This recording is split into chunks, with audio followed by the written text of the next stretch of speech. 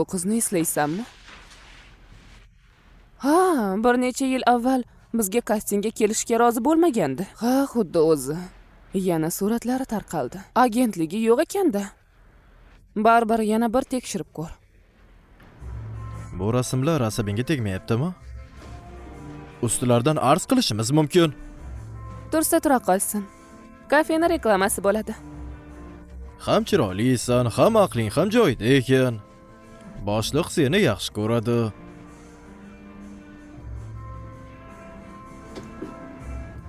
Ular har kuni nima tomosha qiladi?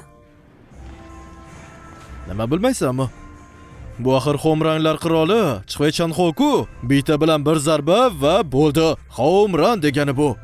Shunday. Birgina zarba degin. Hadi.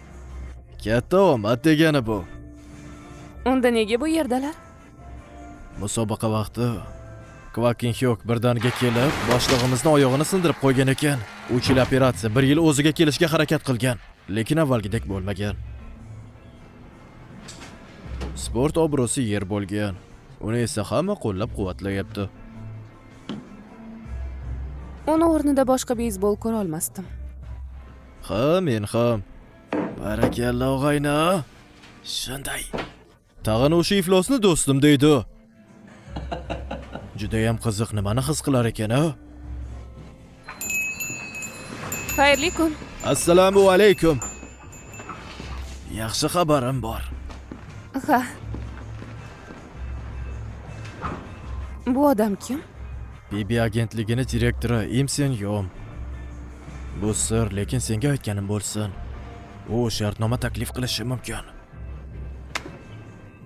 Bu gal omadimiz kelgani deydi.